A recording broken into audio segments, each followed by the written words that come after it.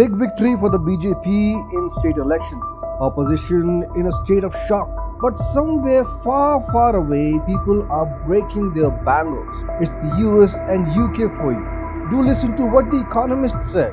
It's so funny that it's almost tragic. Hi, you're watching TFI, Indian social media's OG.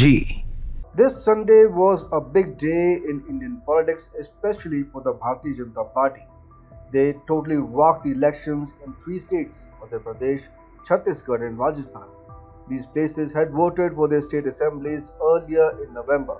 The BJP's huge win is making waves, and now people around the world are talking about it.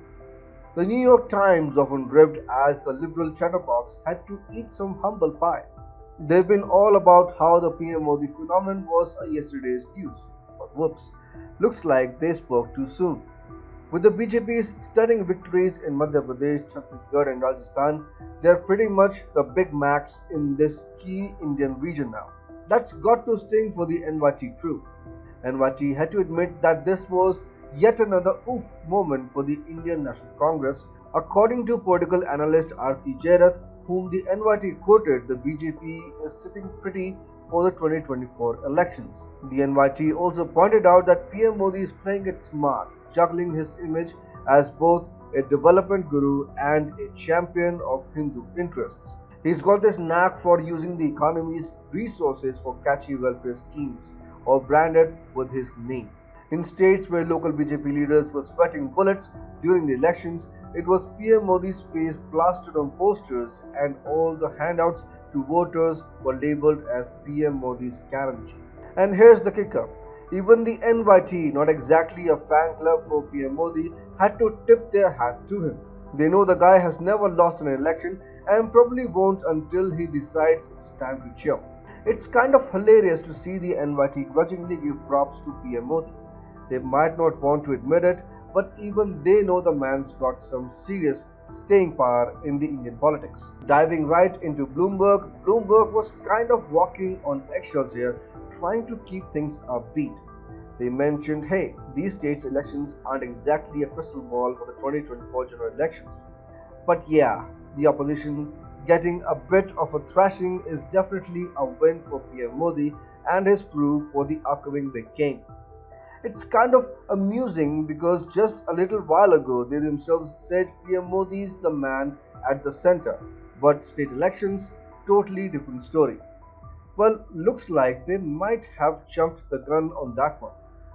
And here's a chuckle-worthy bit.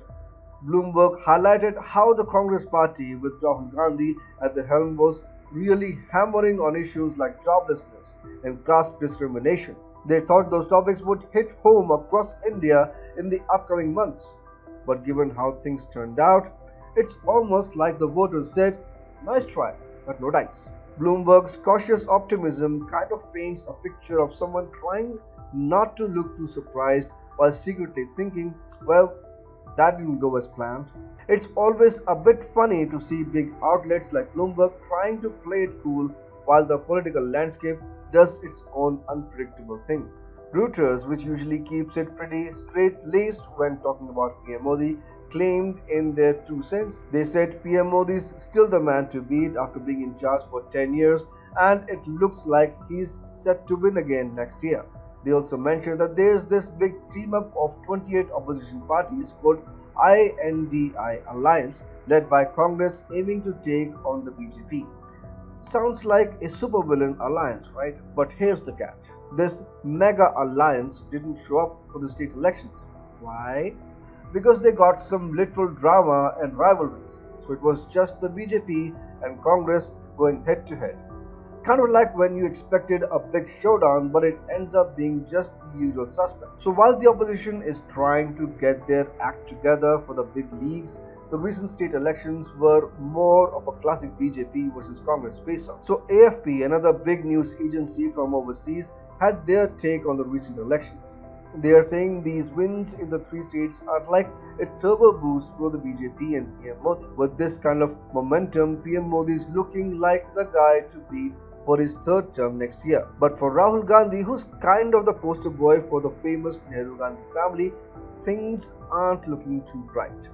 He is 53 and was leading the Congress party's charge, which was pretty gung-ho and took some direct shots at PM Modi. AFP points out that this whole situation is a bit of a bummer for him. He went all in, but the result not quite what he was hoping for. This whole scenario is shaping up to be another uphill battle for Gandhi and his crew, while PM Modi and the BJP are riding high. The Economist, not exactly known for holding back, came out swinging with their take. They screamed, "Look at this massive political gap between India's poorer north and the wealthier south getting even bigger." They pointed out how the BJP nailed it in the recent state polls, the last big showdown before next year's general election.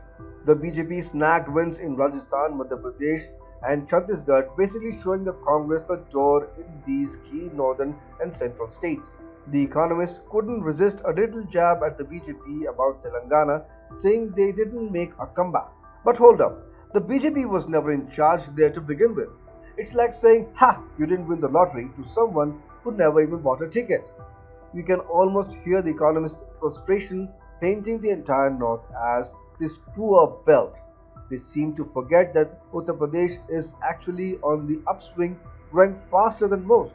But then sometimes when you're bummed about the results, everything looks gloomy. The Economist's tone kind of gives off this sore loser vibe, like they're struggling to deal with how things are shaking out in Indian politics. It's a classic case of seeing what you want to see, even if the reality is a bit different.